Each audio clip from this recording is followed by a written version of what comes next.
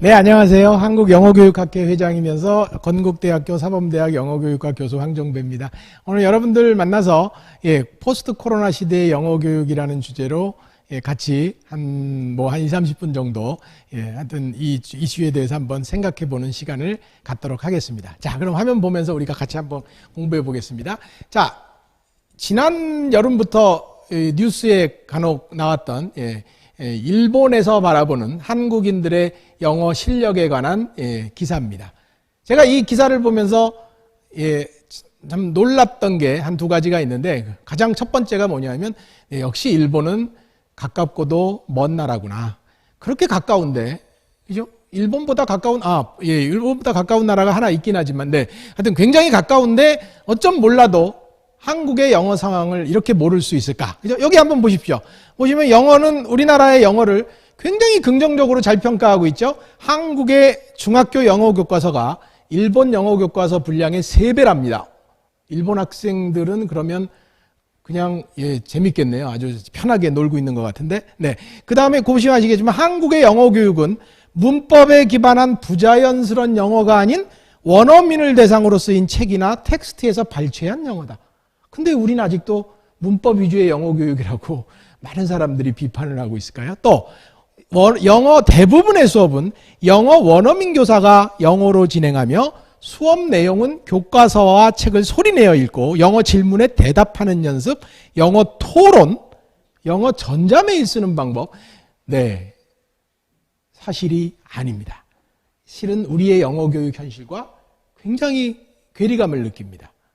우리 영어 교육에서 전자메일 쓰는 방법, 조금 합니다. 나와 있긴 한데, 전적으로 영어 원어민 교수가 수업을 해요? 그렇지 않습니다. 영어 원어민 교사는 아직 지금 많이 줄여가고 있는 그런 상황입니다. 그럼 도대체 일본 사람들은 왜 이런 한국의 영어 실력에 대해서 한국의 영어 교육 상황을 제대로 모르면서 이렇게 한국의 영어 실력을 부러워할까요?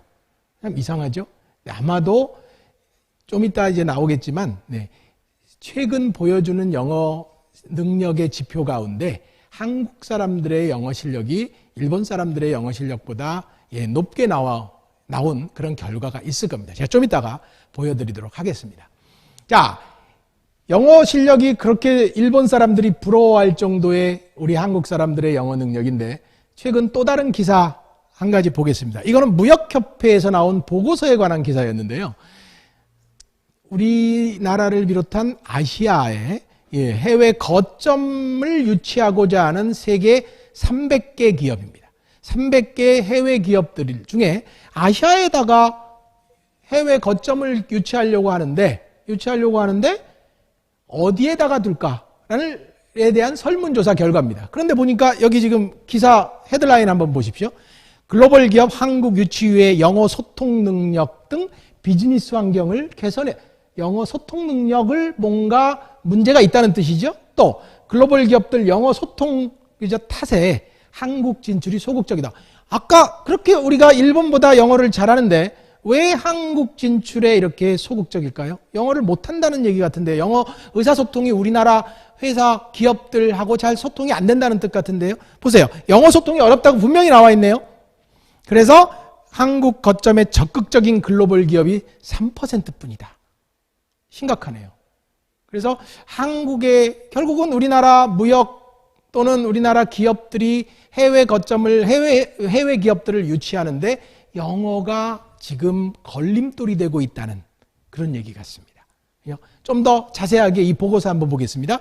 우리나라가 아시아 거점, 고려 지역 순위 가운데, 무려, 5등을 했습니다. 그 위에는 싱가포르, 일본, 홍콩들이 있어요. 근데 일본이 2등이에요. 우리나라보다 영어도 못하는데 일본이 2등입니다. 그죠? 그리고 실제로 더 놀라운 거는, 한번 보십시오. 지금 여기 1순위, 여기 지금 1순위를 보시면 아시겠지만 1순위로 우리나라를 선택한 기업이 10개밖에 안 돼요. 이건 보시면 심지어 보세요. UAE, 아랍에미레이트죠? 그 다음에 태국이 11개예요. 인도가 16개 기업이에요. 우리나라보다 작은 나라는 필리핀은 지금 하나네요. 인도네시아가 9개, 하나 정도밖에 차이가 안 나요. 이거 굉장히 심각한 결과입니다. 300개 기업 가운데 10개만이 우리나라에서 우리나라를 1순위로 선택했다는 거예요. 일본? 예, 아까 일본 우리보다 영어 못하는데 무려 32개 기업입니다. 32개 기업이 일본을 선택했습니다. 뭐가 문제일까요? 보십시오. 예, 환경지표평가 상위 3개 요인, 하위 3개 요인 써있죠? 예, 우리나라 치안 및 안보는 세계 최고입니다. 그런데 밑에 보시면 아시겠지만 영어 소통. 어떻게 하위 3개 요인 가운데도 요즘에 가장 무서워하는, 외국인들이 무서워한다는, 우리 북핵 문제도 없고요.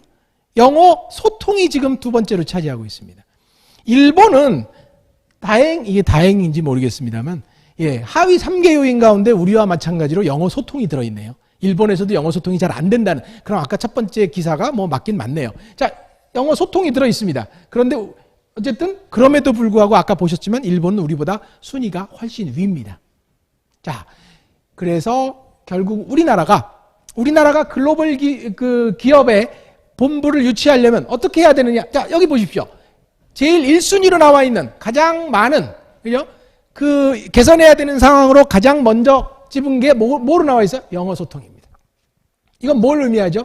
영어가 우리나라에서 기업하는, 그러니까 그 기업들이 우리나라에서 기업 활동을 하기에 한국에서는 의사소통이 잘 안 된다. 영어로 의사소통이 어렵다라는 걸 보여주고 있다는 거예요. 이거 심각한 문제죠. 그러면 이거는 해외 기업들이 우리나라에 많이 안 온다는 뜻이죠. 예. 그래서 제가 이 보고서를 잠깐 보여드리겠습니다. 이 보고서는요, 제가 2017년도에 서울시 교육청에서 했던 연구 결과입니다. 그리고 사실은 똑같은 연구를 5년이 지난 지금도 하고 있습니다. 근데 신기하게도 제가 연구를 하면서 야, 어쩜 이렇게 똑같냐? 라고 느꼈던 겁니다. 지금 보시면 아시겠지만 학부모와 학생들, 서울의 학부모와 학생들에게 물었습니다. 당신이 또는 당신의 자녀가 10년 또는 20년 후 미래사회에서 영어로 무엇을 하고 살았으면 좋겠느냐? 가장 필요한 영어 능력이 뭐였으면 좋겠느냐? 보십시오. 70.4%의 학부모, 심지어 학생이 영어로 외국인과 대화를 하고 싶다고 했다는 거예요. 대화를. 그죠? 저도 아마 그랬을 것 같아요. 그런데 자, 좀 밑에 거 잠깐 보십시오. 그런데 우리나라 학교 영어 교육에서 부족한 게 뭐냐라고 물었어요. 이번엔. 보시면 아시겠지만 말하기가 64.2%예요. 듣기하고 합치면 70%가 넘어요. 위의 결과하고 비슷하죠? 근데 이게 왜 비슷해야 될까요? 미래에 필요한 영어 능력이 외국인과 영어로 의사소통하는 거고 대화하는 건데 왜 우리 학교에서는 영어로 대화하는 걸 제대로 가르치고 있지 않을까요? 이거 뭔가 이상하죠? 여기에 우리나라 영어 교육에 문제점이 있다는 겁니다. 아시겠죠? 자, 우리나라 영어 교육의 현실을 한번 보겠습니다.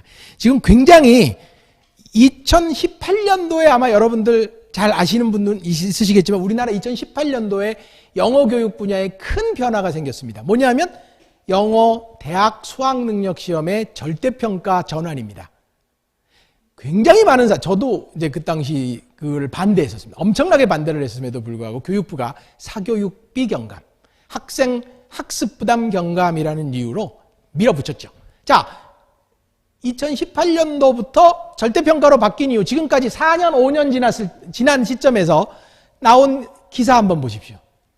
서울대학교 신입생들을 대상으로 조사를 했어요. 서울대학교 과목 중에 상위권 학생들만이 수강할 수 있는 과목이 있습니다. 영어 성적이 몇 점 이상이 되면 이 과목을 수강할 수 있다. 그런데 그 상위권이어야 수강할 수 있는 교과목의 수강생이 10년 전과 비교해서 보십시오. 어느 정도예요? 절반 미만으로 떨어졌다.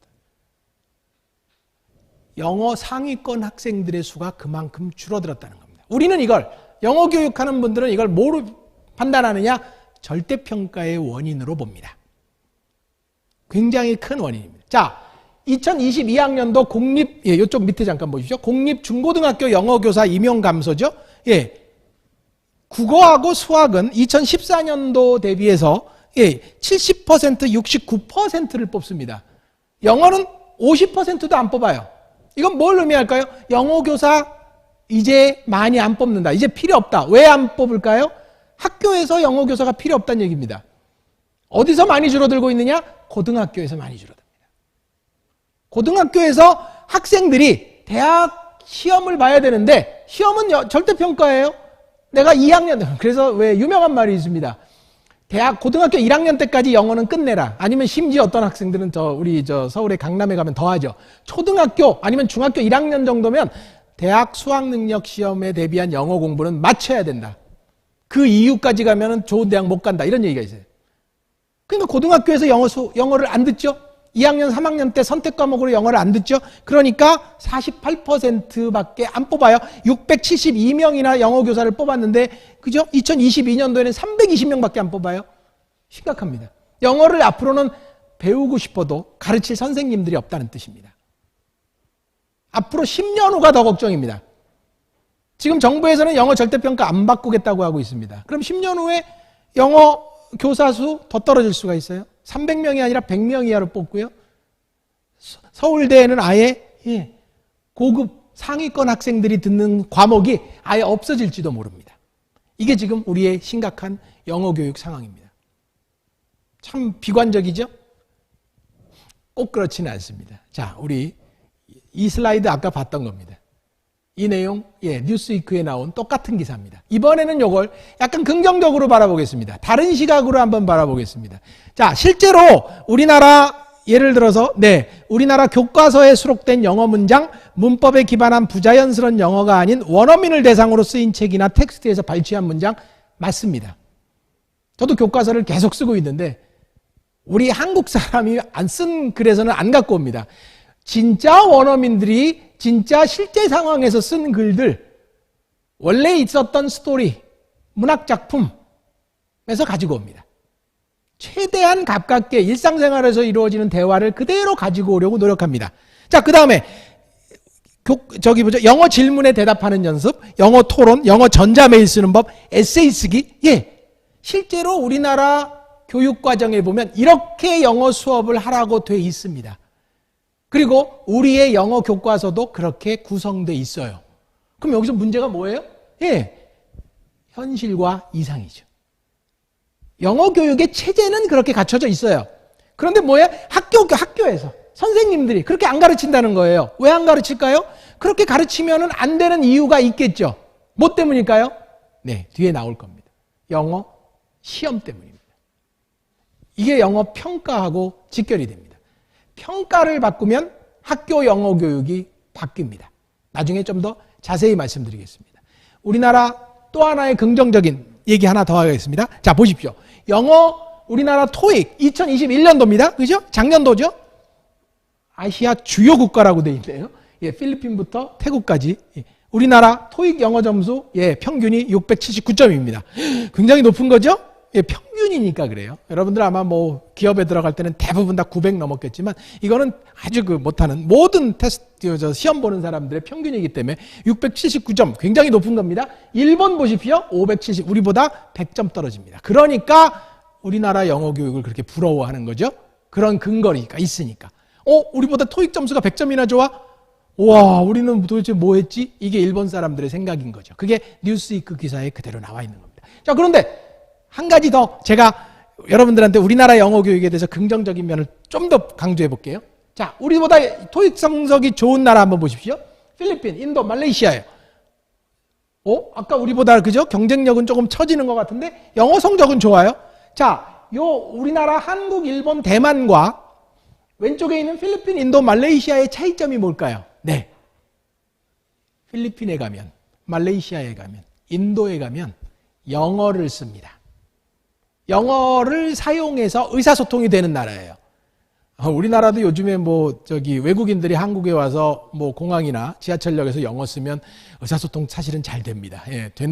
아무튼 우리도 많이 좋아졌습니다. 옛날하고는 많이 달라졌지만 실제로 저 세 나라에는 우리가 흔히 얘기하는 세컨 랭귀지 상황이라 그래요. 제2언어 상황이라 그래서 일상생활에서 영어가 의사소통의 수단으로 사용되는 나라입니다.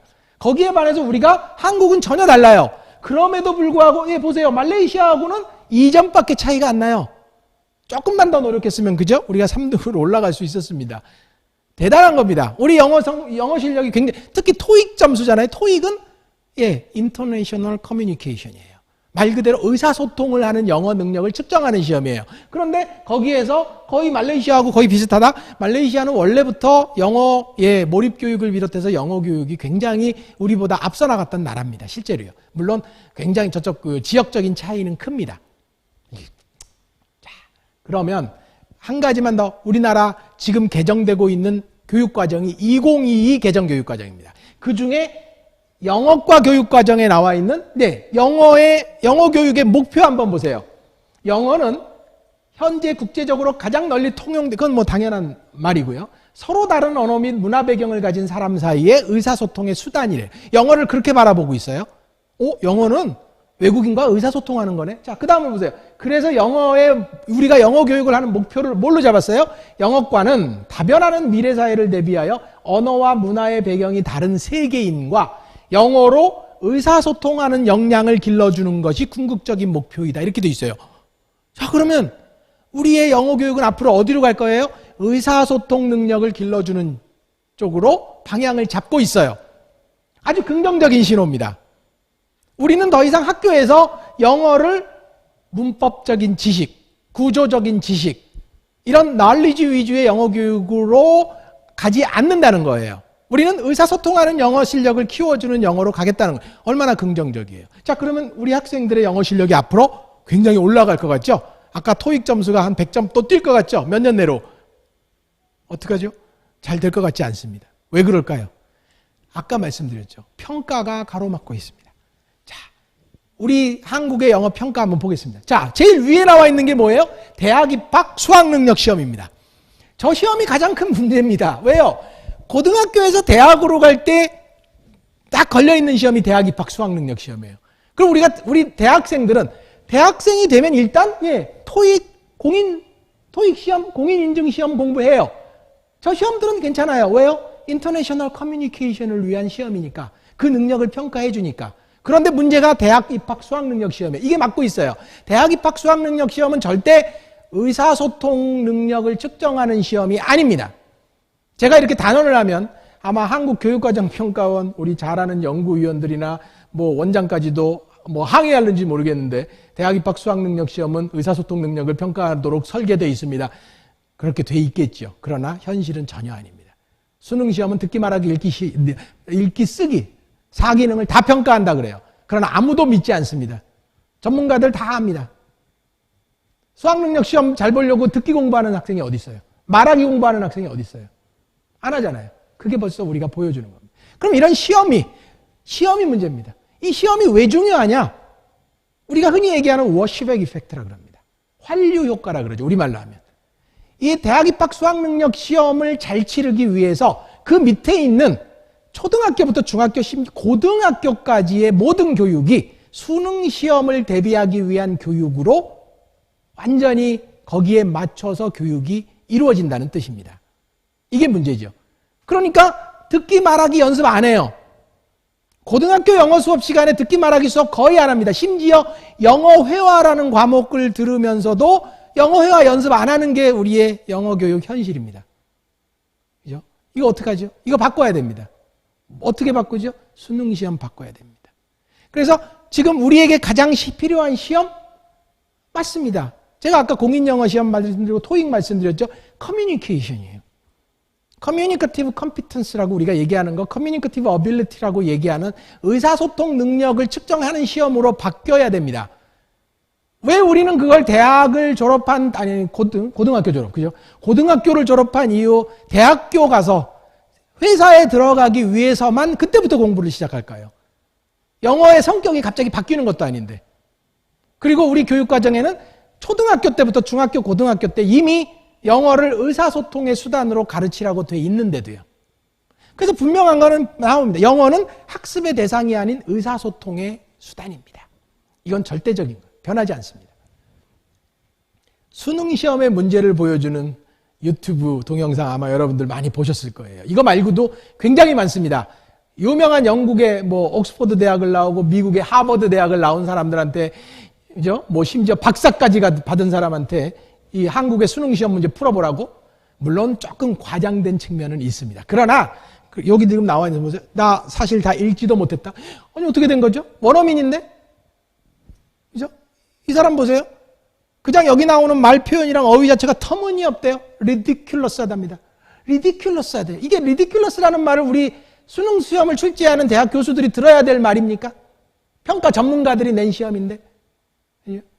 누구나 다 인정하는 그런 좋은 시험을 만들어야 되는 거 아니에요? 한 달 반씩이나 들어가서 50일이나 들어가서 합숙하면서 내는 시험 문제인데 왜 그럴까요? 그분들이 능력이 없어서일까요? 아닙니다. 수능 시험은 의사소통 능력을 측정하는 시험이 아니기 때문에 그래요. 그럼 어떻게 해야 돼요? 바꿔야죠. 평가 바꿔야 됩니다. 수능 시험의 목표 바꿔야 되고 체제 바꿔야 되고 내용 바꿔야 됩니다. 아주 답은 분명히 나와 있습니다. 자, 하버드 대학 언번들링 하버드라고 되어 있습니다. 여러분들 여기 잘 보시면, 네, 이쪽 가운데 보시면은, 예, 여기 언더그래주에이트 그래서 학부가 나오고요.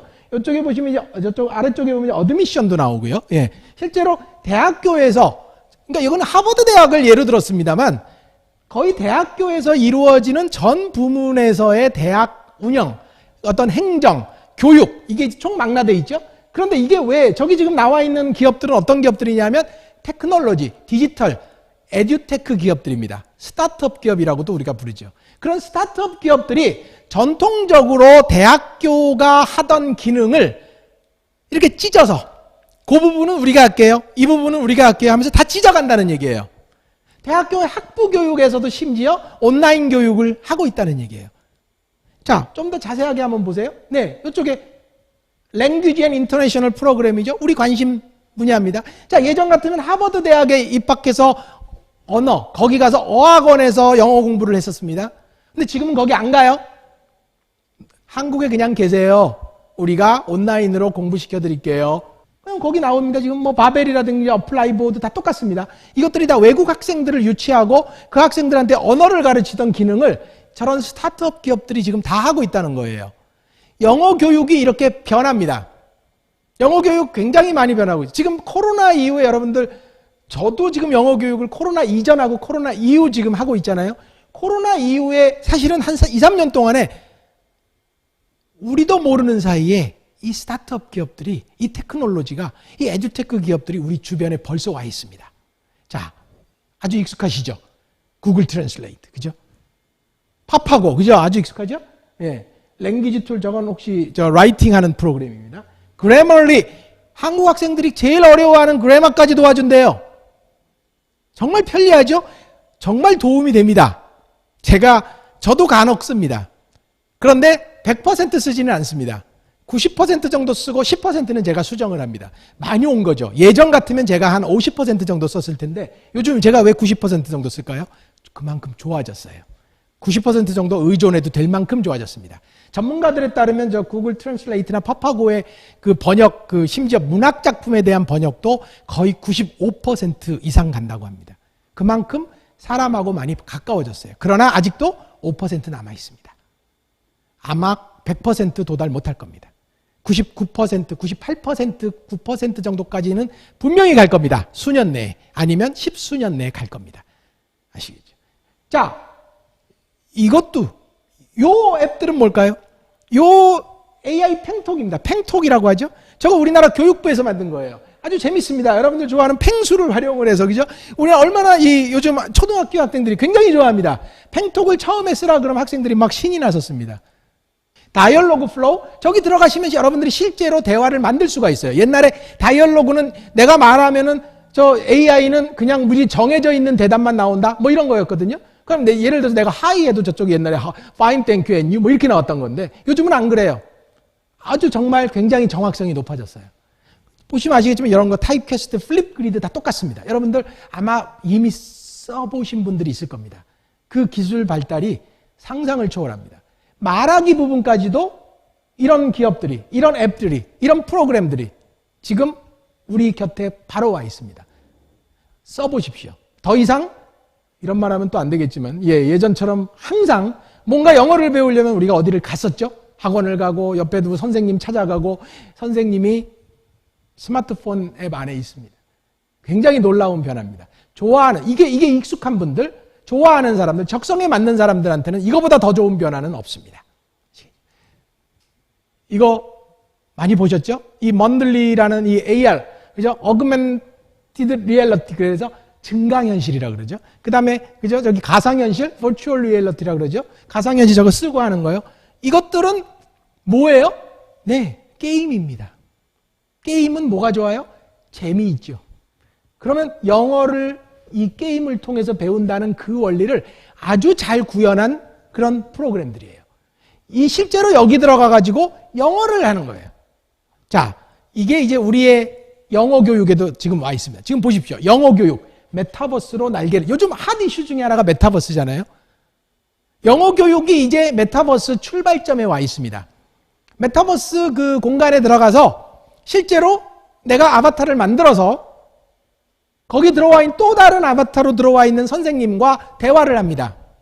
굉장한 변화죠? 그래서 아바타를 통한 가상현실 세계, 그리고 지금 밑에 보세요. 멀티 유저 버추얼 인바이러먼트라 그래서 가상 공간에서 입체적 지각을 입체적 지각이라는 말이 무슨 말이냐면 아바타잖아요. 아바타가 말을 하는데 내가 그걸 실제적으로 느낀다는 거예요. 그걸 실제감 이렇게 또 얘기합니다. 내가 진짜 거기 들어가 있는 듯한 느낌이고 아바타가한테 말을 시켰는데 내가 말을 하는 것처럼 느껴요. 그러니까 예전에 우리 초창기 그 메타버스라고 얘기했던 무슨 싸이월드니 뭐 이런 거에 비해서 지금 메타버스는 훨씬 더 업그레이드되고 이런 실제감과 몰입감이 장난 아닙니다. 이걸 해줘요. 근데 이게 또 하나 더 재밌는 건 뭐냐? 이제 시작, 출발점이라는 거예요. 여러분들 앞으로 영어 교육이 여러분들 아마 곁으로 바로 갈 겁니다. 그래서 지금 보시면 알겠지만 누구나 다 자기의 아바타를 만들면 돼요. 내가 대화하는 게 아니라 내가 가고 싶은 곳, 내가 가고 싶은 곳에서 가서 내가 말하고 싶은 환경에서 내가 말하고 싶은 사람을 골라서 영어로 대화할 수 있는 환경을 메타버스가 만들어줄 겁니다. 이 메타버스가 어떻게 변할지 몰라요. 나중에도 메타버스라는 이름으로 쓰일는지 그건 모르지만 유사한 개념으로 갈 겁니다. 왜냐? 무지 좋거든요. 실수를 해도 내가 실수하는 게 아니에요. 창피해도 내가 창피한 게 아니에요. 이거는 영어 교육 이론의 동기나 무슨 이런 이론에 아주 가장 적합한 의사소통의 수단입니다. 그래서 앞으로 영어 교육의 변화는 이렇게 갈 겁니다. 여러분들이 아마 앞으로 실감하면서 영어를 배우실 거예요. 이런 그 테크놀로지를 활용한 영어 교육 이제 시작이라고 제가 말씀드렸죠. 여러분들 자꾸 이렇게 영어를 잘하고 싶으시잖아요. 나도 영어 잘하고 싶어요. 그러면 항상 여기 이제는 이렇게 눈여겨보셔야 됩니다. 디지털 세계에 뭐가 있는지, 온라인 세계에 어떤 프로그램이 개발되고 있는지 보시면 됩니다. 그게 앞으로 영어 교육의 방향은 한동안은 그렇게 갈 겁니다. 아시겠죠? 그게 영어 교육의 새로운 방향이다. 코로나 이후에 영어 교육의 방향은 아마 우리도 알게 모르게 이런 에듀테크가, 먼저 메타버스가 벌써 우리 주변에 와 있다 하는 걸 아마 여러분들이 실감하실 겁니다. 네, 고맙습니다.